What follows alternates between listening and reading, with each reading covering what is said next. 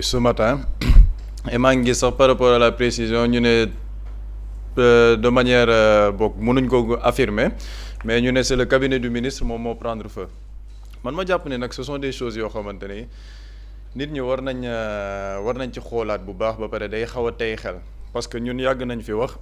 les attaques yi nga xamante ne mu ngi ñëw par rapport aux structures étatiques ñu jël ko de manière chronologique parce que gis nañ ni trésor attaqué woon nañ ko fi ba ñu tudd cambriolage am ordinateur yoo xamante ni jëli ji woon nañ ko ñu gis ni attaqué nañ fi tamit la DAF attaqué nañ fi DGID par rapport ak ay système hackers yoo xamante ni dañ doon ñu ñëw tey ñu ne ñu le ministre cabinet am dafa prendre feu je ne veux pas paraître complotiste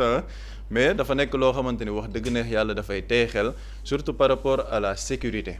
parce que ministère des finances quand même du ministère boo xamante ni tuuti na ci réew mi ba ñuy ñëw ñu ne ñu prendre na feu quelles sont les circonstances yi tax ba feu boobu ñëw pourquoi le cabinet du ministre di jël feu et man je me dis que day nekk ay événements yoo xamante ne war na tax ñu bàyyiwaat suñu xel bu baax te surtout boo xoolee dernièrement hackers yi li ñu def à la DAF ba léegi on a eu le communiqué bi jóge ci DAF mais on ne sait pas réellement affaire bi fan la mujj parce qu'on a vu yoo xamante ne ñu y a énormément de données qui ont été hackées gars yi amoon nañ une entrée par rapport ak état civil bi ba pour le système de chantage sax dañoo publier woon certaines personnes wane seen état civil ak yëpp donc yooyu noonu yëpp bu amee de manière chronologique ça pousse à réfléchir tey jii si suñu système de sécurité par rapport à l'état te man je n'écarte rien comme possibilité parce que sànq buri mu ngi ko wax dafa am ñoo xamante ne dañoo nekkoon ci réew mi yore réew mi xam nga dans un système de répression jël nag alal gudul jeex jël nañ ko te depuis 1 an wala depuis presque 2 ans après la perte du pouvoir on voit que ces gens-là c'est-à-dire que lépp lu ñu mën pour rendre ce pays ingouvernable dinañ ko def bu ñu waree génnee xaalis dinañ ko def bu ñu waree def lobbying dinañ ko def bu ñu waree jaar ci médias yi dinañ ko def bu ñu waree xamb tali bi dinañ ko def ces gens sont prêts à tout moo tax man foofu sama xel da ciy tey et loolu nag li ciy ñëwaat mooy la responsabilité de l'État c'est-à-dire que état bi man dama gëm ne am na yenn sujets yoo xamante ne dañ ko war a jël très au sérieux waxuma ne nag ni ñoom jëluñ ko au sérieux mais bu ñu gisee affaire yi ni muy demee de manière chronologique tey ñu ne ñu attaqué nañ trésor suba ñu ne ñu DAF ginnaaw suba DGID tey ñu ne ñu le cabinet du ministre prend feu c'est-à-dire que y a matière à réflexion et dafa nekk dans un contexte boo xamante ni on voit le discours de certains opposants on voit le discours de certaines personnes de la société civile et boo corroboré yooyu noonu yëpp on voit qu'il y a une volonté peut-être de rendre le pays ingouvernable wala tënk suñuy autorité ci dara et les autorités ne font pas face seulement à nit yooyu seen politique de souveraineté bi nga xamante ne ñu ngi nekk di ko dawal mais ça n'arrange pas plusieurs personnes yoo xamante ne ñu ngi dans le système impérialiste notamment les grandes puissances de l'étranger donc tey jii am na yu bëri yoo xamante ne man jàpp naa ni war nañ ci gën a ñagaat seen bopp et puis qu'on nous dise vraiment les circonstances de cet incendie parce que encore une fois bu fekkoon ne ministère des sports la ñu ne dafa jël feu foofu dinañ ne waa lan moo xew est-ce que du marocain yi bëgg sàcc suñu coupe d'Afrique bi xam nga ñu wala ñu ne ñu ministère de la culture mais quand on parle du ministère des finances c'est-à-dire que c'est ciblé da ngay xool yi ñu jël yëpp trésor DGID impôt et domaine foofu nga xamante ni lépp lu jëm ci xaalis fiscalité bi foofu lay daw dans un moment où les autorités nous disent que la politique fiscale dañ koy respecter à la lettre et ça n'arrange pas encore une fois beaucoup de puissance et même des entreprises yoo xamante ne amoon nañ ay contrats avec l'État du Sénégal ñu ñëwaat ci yenn discours yoo xamante ne ñu ngi koy tenir loolu yëpp bu fi xewee ñu ne ñu tey c'est le ministère des finances qui a été ciblé wax dëgg neex yàlla xel da ciy tey donc peut-être on attendra de manière officielle li nga xamante ne moom mooy dikkee peut-être ñoom dinañ communiquer pour dire quelles ont été les circonstances de cet incendie mais le sénégalais lambda man tey jii man c'est en tant que sénégalais lambda sama xel da ciy ñaaw par rapport à la sécurité et je me dis que peut-être état du Sénégal war nañ gën a bàyyi seen xel ci yu bëri yi nga xamante ni surtout nos nouvelles autorités c'est-à-dire que li leen nit ñi yàgg wax il ne faut pas qu'il tombe dans le piège de la rupture gis nga booy xeex da ngay xam ñi ngay xeexal bu baax a baax et d'autant plus que ñi ngay xeex nga ak ñoom pendant 10 ans xam nga leen nga bëgg ñëw au pouvoir di def benn esprit républicain boo xamante ni dans les discours dans les actes on voit nettement la volonté de ces gens-là donc tey jii man je pense que ñoom nañu xaar ñu communiquer mais par contre affaire yi mu ngi commencer di bëri mu ngi commencer di récurrent et dina gën a teye xel bu fekkee ni day continuer nii et on n'a pas au bout des informations claires par rapport ak yooyu noonu ñuy wax surtout li ci gën a graaw ñu ne c'est le cabinet du ministre moom moo jël feu donc du benn service quelconque mais le cabinet du ministre foofu nag xel mën na ci teye bu baax et on va attendre le communiqué officiel pour xool ñoom lan lañ ciy wax. surtout ça jërëjëf Pape Samba Boury événement yaa ngi succédé wu mu ngi bëgg a bëri est-ce que li mujjewul suspect sax à la fin. Mais effectivement dans d'autres pays et je pense que même pour le cas de notre pays aussi les autorités duñu jël mbir mi soofantal ko et man loolu laa ciy ragal et pourquoi ma wax baatu soofantal parce que fan yi dañu attaqué DAF et je pense que beaucoup même ne mesurent pas l'ampleur DAF peut-être pour que les gens puissent comprendre affaire bi jusque damay jàdd foofu ñëwaat fii man par exemple bu ñu bëggee xam Boury Diakhaté mooy kan fan la dëkk kuy ndayam kuy baayam fan lay voter toutes ces informations fan la juddoo fan lañ ko inscrire ban centre d'état civil lañ ko inscrire mais loolu lépp DAF la nekk loolu c'est une information beneen information les données biométriques d'une personne say empreinte digitale sa xar kanam lépp ñu ne la DAF la nekk bi scandale boobu amee man bu ma gisee communiqué bi ñu publier du ma ne dañ ko soofantal peut-être c'est la com ils ont minimisé l'affaire ne ñi ngi dalal xelu sénégalais yi toutes les données sécurisées nañ ko mais les données publiées nañ ko boo demee dans le dark web les données sont là-bas c'est-à-dire que y a des sénégalais yoo xam ne seeni information boo demee tey dans le dark web publié nañ ko foofu seeni photo seeni état civil seeni pièce d'identité seeni empreinte digitale leurs données biométriques sont au niveau du dark web donc le scandale est là bii tamit lu tax ma ne buñ ko soofantal mooy gars yi Pape Samba dafa sulu ñu lu am solo bu doon ne da nga dégg ci yeneen service la mais boo xoolee depuis bi nguur gu bees gi jëlee le pouvoir da ngay gis ni certaines choses qui se passent dans certaines structures c'est des structures stratégiques on parle d'incendie fii jamono nguuru Macky Sall nommé nañ nit benn barab nit ki ñu jëlee ko fa dañ ko fa jëlee mais avant yàggul dara wala avant même muy def passation de service ñu ne bureau dafa lakk et beaucoup même avaient dit que mais moom moo lakk bureau parce que pour faire disparaître des preuves tey gouvernement bi duñ ma weddi ñu ci bari jël nañ fonction di seet xam nga tey dans l'administration structure la lépp dañ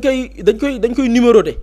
mu am bu dee tey s'il s'agit d'un communiqué mu am communiqué numéro nangam s'il s'agit d'un marché mu am marché numéro s'il s'agit des décisions ou bien benn conseil bu ñu jël ou bien une décision ñu numéroter ko numéro tel date nangam année nangam y a des ministères ici bi ñu jëlee fonction ou bien des directions bi ñu demee bureau des archives di xool am na ci yenn yoo am dafa disparaître fekk ñu ko fa donc pour vous dire quoi y a des gens yoo xamante ni qui sont très forts ci wàllu dissimulation de preuves donc bu ñu déggee incendie on va essayer de voir les tenants et les aboutissants lan moo ko waral les causes et tout parce que man jàpp naa ni des structures étatiques man je parle pas de l'État même dans les privés dans les locaux là di ngeen ay détecteurs d'incendie dañ ko fay installer y a toute une sécurité boo xamante ni dañ koy gérer donc bu lakk-lakk amee rek xëy na suñu borom bu ñëwee mais aussi une structure étatique war na jël ay matukaayam yépp ba duñ ne incendie du am de waaye buy am buñ ko déggee ci gouvernement tel balaa ñu koy déggee yàlla xam mais bii on te parle des choses qui se répètent ministère des finances trésor ministère des finances la tënku trésor déggoon nga fi benn sàcc xam nga lan lañ ko wooyee sàcc boobu noonu braquage numérique ay nit ñoo def intrusion dugg au niveau du trésor sàcc ay ordinateur ñetti ordinateur dans quel contexte bi ñu doon wax naan dañuy def la reddition des comptes on est en 2025 début 2025 ñu ne ñi ngi tàmbali parce que ñi ñu doon topp la leen doon toppee li ñu doon def yëpp ñi ngi ko doon jaaree ci ay services étatiques yoo xam ne dañuy gérer wàllu finance tey par exemple concernant la dette cachée boo ko doon seet foo koy seetee service du trésor public nga koy seetee léegi ñu ne la foofu sàcc nañ fa ñetti ordinateur et Pape Samba li mu wax dafa am solo malheureusement j'ai l'impression que gars yi dañuy gérer nguur gi ak xel mu dal quoi et je pense que beaucoup avaient alerté depuis le début des gens qui se sont permis dugal Sénégal ci boru 7 000 milliards xam nga ñooñu c'est des voyous des gens yoo xamante ni nii tey on parle de mort là avec l'indignation normale mais aussi une indignation parfois ñenn ñi sélective ce régime là ñu ne la def na plus de 80 morts layal ko nag defal ay fausse autopsie fii fekkee nañ ko de régime bu Macky Sall nit dee nañu def autopsie bu baaxul famille bi danañ def contre expertise bi ñëw wax le contraire rek la ñu génne woon donc c'est des voyous c'est des bandits c'est des criminels ces gens là perdent le pouvoir avec tout l'argent bi ñu am mën a manipuler mën a jënd ay këru tasu xibaar mën a fay ay nit dans le discours tout ce qui revient depuis ces derniers temps lan la coup d'état songu nguur gi créer des forces daaneel nguur gi def gouvernement de transition c'est-à-dire que ñoom leur objectif principal ce n'est même pas d'arriver en 2029 xam nga gars yi dañ naan noonu ñu xaar ba 2029 ñi ngeen jàmmaaroo xaaruñu leen 2029 l'idée c'est de créer ay sur le plan même ni ngeen yoree nguur gi fexe ba du ngeen liggéey ñun invité nañ fi benn autorité bi pour te dire ñi muy kenn ka muy liggéeyal comme ñu ñuy woowe kulunaa la moo gérer lépp lu jëm ci wàllu communication mais du ko sax jàppale ci communication bi muy def c'est-à-dire que moom mi ngi ci biir yow Ramatoulaye man maay sa chargé de com normalement dama war a fësal sa liggéey mais man je fais tout pour que yow Ramatoulaye sa liggéey bu mu fës ay nit ñi ngi koy dund fii ci nguur gi ak seeni cellule de communication yoo xam ay kulunaa ñoo fa nekk et là je parle de communication mais ci yeneen i affaires dans certaines directions ñoom ils font tout pour faire même fuiter des informations kon nga gis na yow gars yi da la ñadd fépp téele fépp dans quel but sabotage c'est-à-dire que réew mi du ngeen ko gérer ci xel mu dal et ça passe par du sabotage ça passe par des vols ça passe par des manipulations et balaa ñu ci noonu xam dara xam nga le premier ministre dafa annoncé woon ni ñoom seen régime commencé nañ des audits bàyyi ba audits yi génn audits yi avec ce régime là bàyyil ba audits yi génn nga xool bañ ñëwaat ci xam nga yooyu yëpp dinañ ci ñëwaat ñun toj ko càmbar ko plusieurs ministères et directions ay njombe nga fay fekk pourquoi parce que bi ñu ñëwee raxasuñ dañ fa fekk ay nit ñuy perpétuer les mêmes pratiques si ay surfacturation wooyu dañu am benn événement nangami t-shirt lañ soxla ñu surfacturer noonu nañ ko def 2 millions 3 millions yu sew yooyu noonu mi ngi am ba tey parce que bi ñu ñëwee raxasuñ dañ fa nekk dans le politiquement correct perte beaucoup de temps ci ay dialogue perte beaucoup de temps ci ay réformes yoo xamante nii lépp yow da nga ko bindoon ci programme ne bu ma faloo lii laay doxal ñëw nekk ci loo xam ne kenn xamul lu mu tu perds du temps alors que sa adversaire ñoom ñi ngi pare doo gérer réew mi c'est ça leur objectif mais aussi élection sax bëgguñu fa dem parce que boo xoolee tout ce qui revient mooy toute façon daal par exemple le premier ministre yow toute façon doo nekk candidat ça waxi élection ñoom waxuñu ko de ay 2029 bokkul ci seen sax programme nañu créer désordre dans ce pays bépp secteur ñu essayer infiltrer fa bépp mouvement bu bëgg a jug ñu jugu infiltrer récupérer le combat pour que mu nekk mbir muy boyee fu ne Doudou Wade bi muy def émission sur la TFM lan la wax dafa wax coup d'état ba pare ne loolu on attend les syndicalistes bu dee syndicalistes ëmb na ñëpp syndicalistes yi ñuy nekk ci ay barabu liggéeykaay ña nga fa ña nekk ci ay ñu leen di woowee des syndicalistes ci yeneen i bànqaas njàng meeg yëpp ña nga ca ñu ne ils ont besoin de ces forces là pour coup d'état boobu noonu ñu mën ko def comment par ku ci nekk di xam sa côté dëkk bi di jax fan yi la nga dégg gars yi commencé wax nañu démissionné déggal élément de langage lan la nu nguur gi démissionné ñu ci bari ñi nga xam ne ay neutre lañu woon ñi nga xamante ni nii Sénégal da daan tàkk kenn daawu leen dégg da ngay gis tey ñu génn naan non bu ñu mënul nañu démissionné parce que leur objectif mooy bëgguñu ngeen terminer seen mandat bi malheureusement nag loolu bu amee ab seetaan nit ñi du ñu toog du ñu def lu dul di leen seetaan ah parce que sénégalais yi tamit mënuñu leen fal bi xeex jotee ñu xam ne fii wax mënul régler lii élection réglé wu ko parce que on était dans un pays boo xam ni justice amatu fi nit ñi taxaw xeexal leen jëndee ko bakkan jëndee ko kaso jëndee ko njaboot bu ma nee jëndee ko njaboot mooy des personnes exilées wu nañ dafa am benn ex-détenu politique bu ñu naan Ousmane Fall Pastef la bokk actuellement il est député Ousmane Fall dafa ne moom dem na gàddaay bi mu gàddaayee jël war a am benn dëkk bu mu war a dem làqatu fa parce que duñ ko bëggoon jàpp sosal ko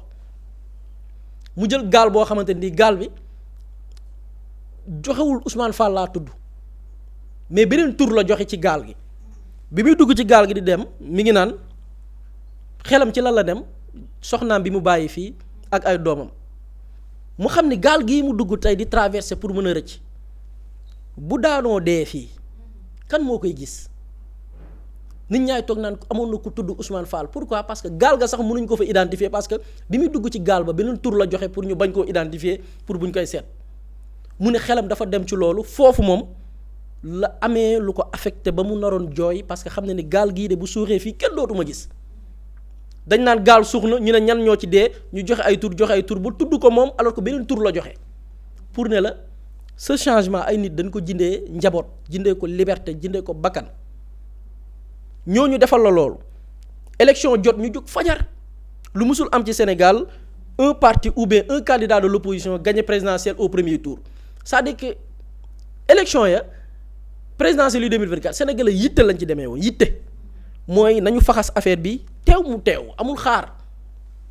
nit ñi nag loolu la leen mënal loolu kese lañ leen mënal bu loolu weesoo nag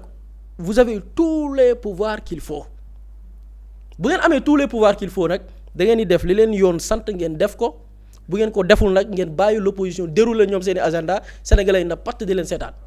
c'est ça la vérité tey on nous parle tey situation xam nga nee nañ Sénégal te jamono ji dafa jaxasoo on parle de d'infiltrés on parle d'opposition yi xam nga ay nit boobaak léegi ana opposition yi kan lañ ci jàppuñ ci kenn et puis les gens dañuy nekk fii naan woy opposition bi ñooy manipuler nangam bu ñu demee télé mouvement estudiantin yi dañu am ñu leen di manipuler ak yooyu léegi ñi leen di manipuler bu leen identifier du leen jàpp Pastef toog na fi organiser levée de fonds boo xam ni ay sénégalais ñoo cotiser ak waa diaspora ministre de l'intérieur génne communiqué nag bu ko fi kenn cotiser parce que da ngeen di financement occulte la ko tuddee financement occulte tey on nous dit que ay opposants ñooy fay ay étudiants di leen jox xaalis ñu xam leen ñu bàyyi leen noonu maintenant les Sénégalais lu ñu ci mënuñu ci dara parce que vous avez tous les pouvoirs dem leen ngeen jàpp leen teg ni lii moo tax ñu topp leen mu leer mais nit ñi mënuluñ leen lépp nit ñi mënuñu leen xeexal leen jënde ko bakkan jënde ko liberté jënde ko njaboot jënde ko laago dama ko fàtte am na ñoo xam ne ba tey dañu way laago lañ seen tànk damm seen loxo amatul mobilité seeni xel dem ñii jëlee ci dof ñii ñàkk ci seen liggéey de mënoo ko compter mais ces gens loolu lañ leen mënal pare ci nag bu ngeen yoree nag tous les leviers de l'État il faut taper fort mënuñu xam ñu ne ay nit ñooy def nangam boobaak léegi ñu toog gisuñu benn arrestation jàppuñu kenn ok c'est ça quoi maintenant après ku ci nekk am nga sa manière de gouverner aussi loolu aussi ça appartient au pouvoir en place bu dee noonu lañu fas yéene gouverner réew mi c'est ça nañu toog di seetaan mais les Sénégalais je pense que ñi ngi toog ñoom di observer quoi di xool la situation vraiment avec recul mais aussi avec beaucoup de responsabilité par rapport ak lan moo war a nekk seen attitude d'après changement bi nga xam ne effectué nañ ko.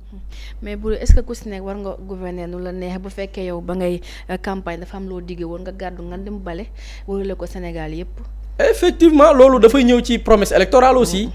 côté boobu man dama lay rejoindre tey nit ki li nga campagne boo faloo loolu nga war a def et je pense que ñi nga xam ne ñoo porté tey ce régime ñi ciy toppaat di wax yépp loolu moo tax et man dama bokk ci ñu gëm ni. ñu ci bari ils ont raison de parler parce que ñi nga xam ne porté nañ ce régime ba ñu jot le pouvoir je suis contre ñu ne ok fal nañ leen nañ leen bàyyi quoi ils ont le droit casse ils ont le droit ne lii ngeen ñu waxoon defoo leen ko ils ont le droit ne da ngeen ni bu ngeen ñëwee da ngeen di raxas ba mu set wecc il faut que ngeen raxas ba mu set wecc parce que loolu discours de campagne la et tey dama ko waxoon keroog. Quoi que l'on puisse dire